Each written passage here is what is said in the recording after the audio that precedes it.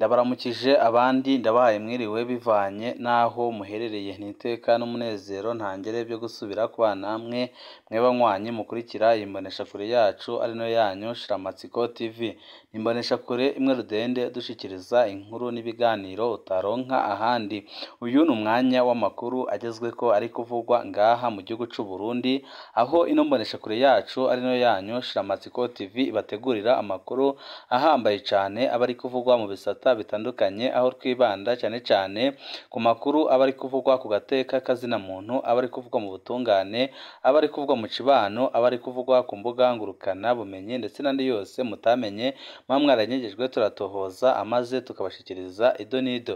Tugiye kubashikiriza amakuru ahambaye cyane arabana n'inyishu Perezida Evariste Ndayishimiye yabajijwe ku bibazo bitandukanye ngaha mu gihugu c'u Burundi, aho abarundi batari bake bahise babona ko Perezida Evariste Ndayishimiye atanyishu zibereye afise, kandi bakabona ko Perezida Evariste Ndayishimiye atiteguriye gutunganiriza abarundi kubera inyishu yagiye atanga, aho yagiye yagiriza ibihugu bibanye ko ari byo bituma umutekano utaboneka ngaha mu gihugu c'u Burundi, kandi akaba yavuze amajambo akomeye cyane kandi anateye ubwoba, aho benshi mu Barundi bavuze ko ibintu biriko barashikirizwa na Perezida Evariste Ndayishimiye ari ibintu biteye ubwoba kandi babaje cyane. Akaba ariyo mpamvu benshi mu Barundi bavuga ko igihe kigeze kugira ngo bakureho ubutegetsi bwa Perezida Evariste Ndayishimiye.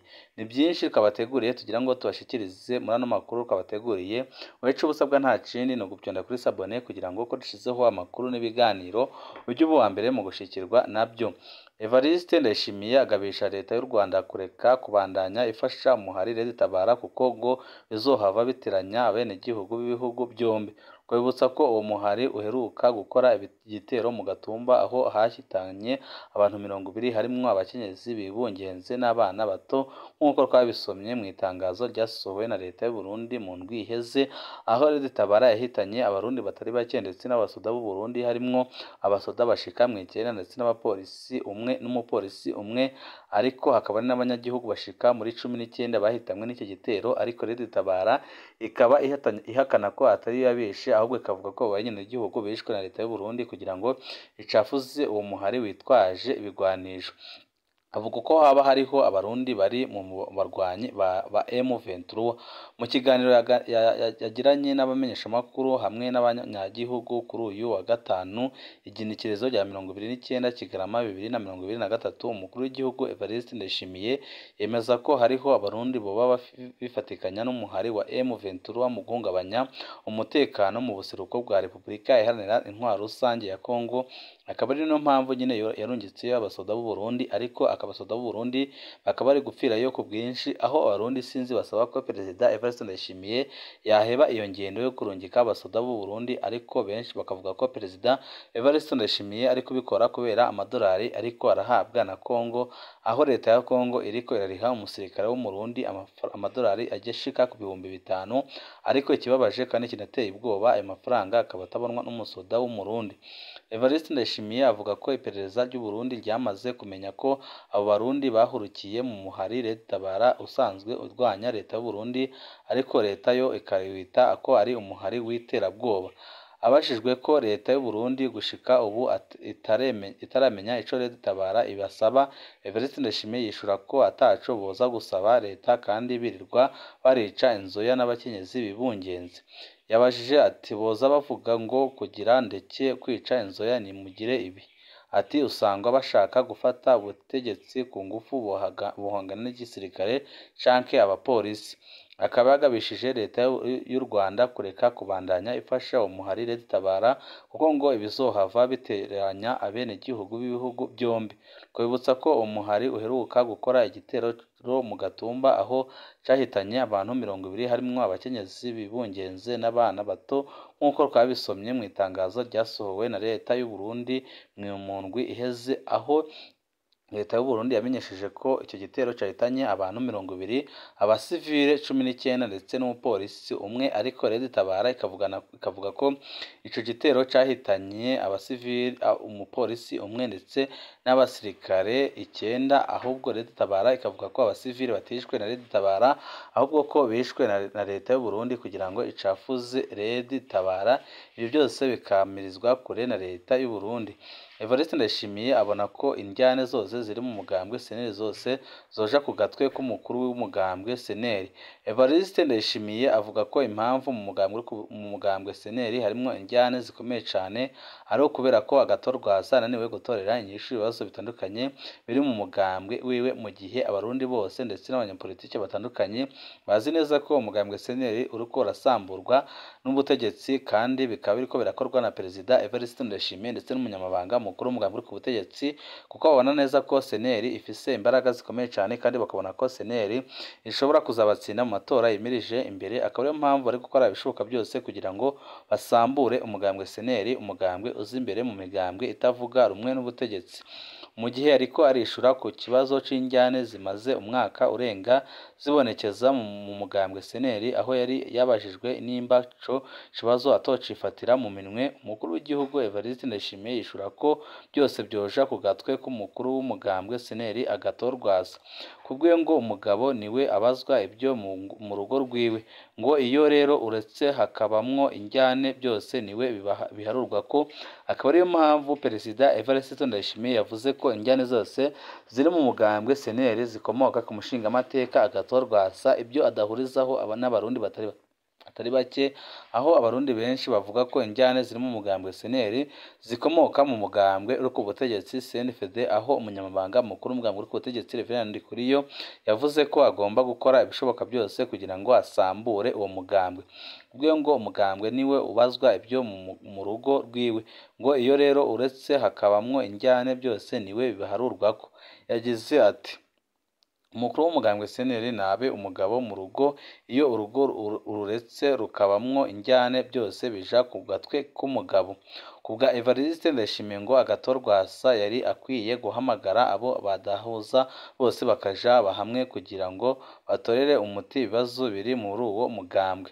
Agira ati ico nomuhanura nuko yohabera umugabo ahamagare bose, umugabo nyamugabo ararinda, narekeye gupfana indyane ku bari hanze y'umugambwe, arekeye kwitiranya ibiriko birabera mu mugambwe we ndetse n'ibindi bibazo bitandukanye biri ngaha mu gihugu c'u Burundi, ahubwo narebe indyane ziri mu mugambwe wiwe kuko niwe uriko arabigiramwo uruhara rukomeye cyane. Ayo ni amajambo yavuzwe na Perezida Evariste Ndayishimiye. Abaza ati none utemera demokarasi indani iwawe woja kwirondera hanze? Ku bijanye n'uko ico kibazo atogifata mu minwe, Evariste Ndayishimiye yishuye ati muramuha izi mpanuro ntanze, none ko ntawe umwaka ngo ndawutware ukundi no bifata mu minwe ni gute? Kubwa Evariste Ndayishimiye ngo birababaje kubona gushika ubu seneri ariwo mugambwe usigaye urimwo amacakubiri, ariko benshi bakabona ko amacakubiri ari muri seneri yakomotse mu mugambwe ku butegetsi, kandi na Perezida Evariste Ndayishimiye akaba yaragizemwo uruhara rukomeye cyane. Akaba ariyo mpamvu benshi mu Barundi bavuga ko ibintu biriko biravugwa na Perezida Evariste Ndayishimiye ari uruhendo rukomeye cyane. Nka hamwe byoguma uku Evariste Ndayishimiye avuga ko Rwasa azoba ari mu nzira yo gufuta umugambwe seneri.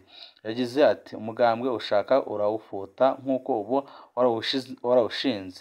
Perezida Evariste Ndayishimiye avuga ko Rwasa ashaka gufuta umugambwe seneri, amajambo yababaje inyangamugayo zose, aho inyangamugayo zose zavuze ko amajambo Perezida Evariste Ndayishimiye yavuze ari amajambo yo kuzishinyaguriza, mu gihe bizwi neza ko umugambwe seneri uriko urasamburwa n'umugambwe uri ku butegetsi CNDD FDD. Iri ni nka kurya k'urugo nk'uko bibandanya bivugwa na Evariste Ndayishimiye. Agira ati iyo urugo rwanse ntihabura uwitura ubutungane bukamutunganiriza.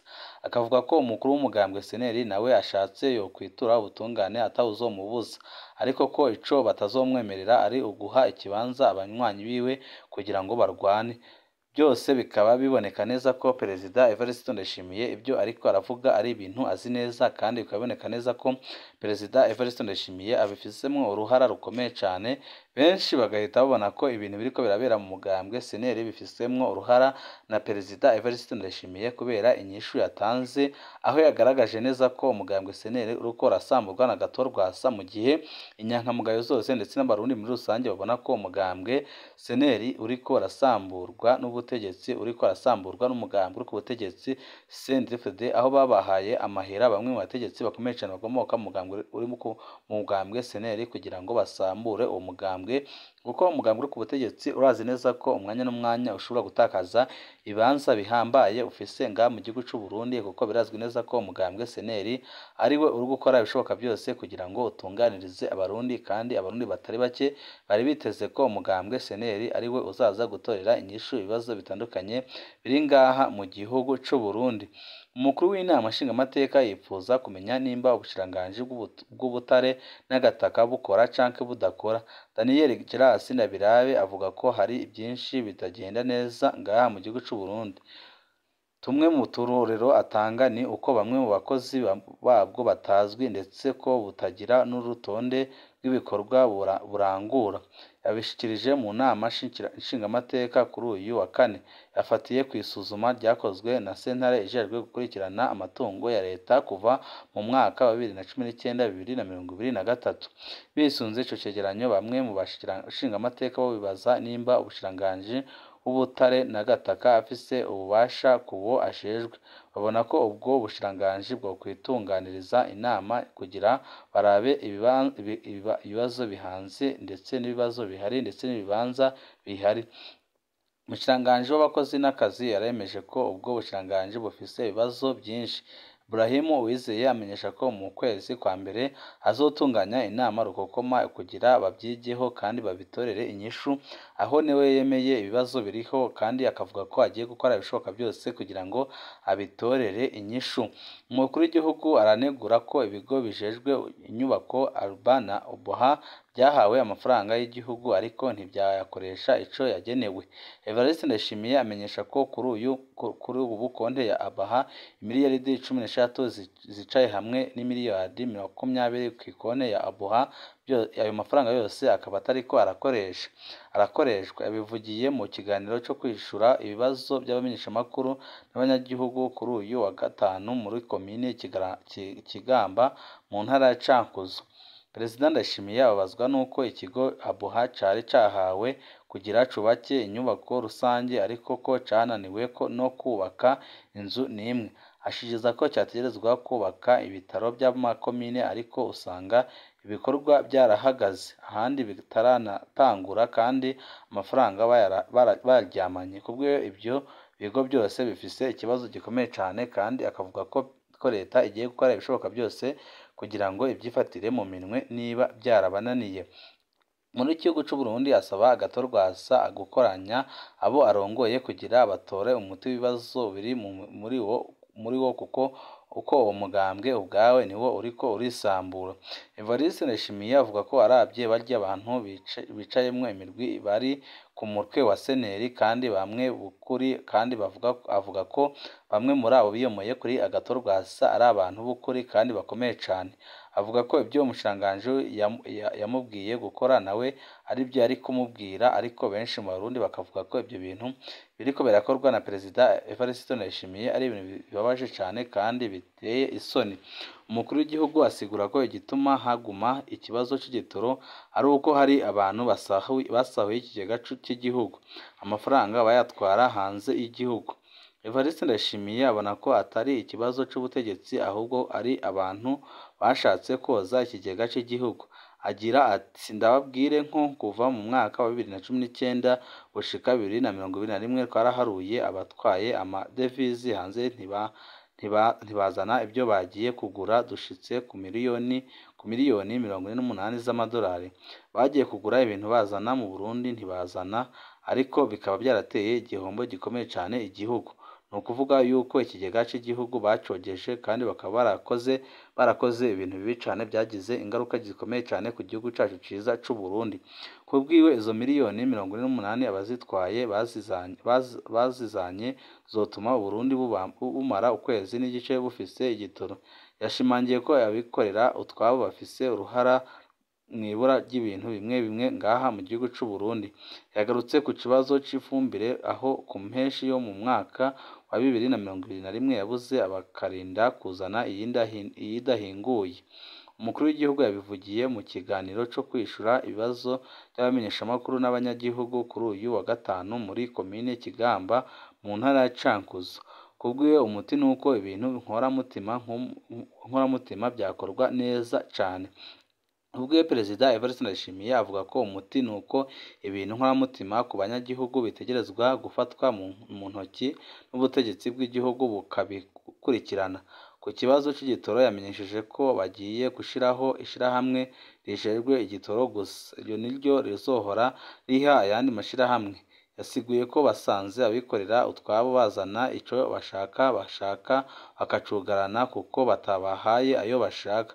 Yizera ko bageze ku ntambwe ishimishije yo gutorera umuti icyo kibazo cy'igitoro bisunze uko ibikorwa bigenda ndetse bisunze n'uko bigenda mu bindi bihugu bituranyi, aho benshi bavuga ko Perezida Evariste Ndayishimiye adatorera inyishu ikibazo cy'igitoro ngaha mu gihugu cy'u Burundi gishobora gusiga gisambuye ubutegetsi bwiwe, kuko abarundi baramaze kuruha kandi abarundi baramaze kubona ko ibintu bidahindutse ngaha mu gihugu cy'u Burundi ibara rishobora kugwa umwanya n'umwanya, kuko Perezida Evariste Ndayishimiye ariko arakora ibishoboka byose kugira ngo ahemukire abarundi kubera inyifato ariko aragaragaza muri ino minsi.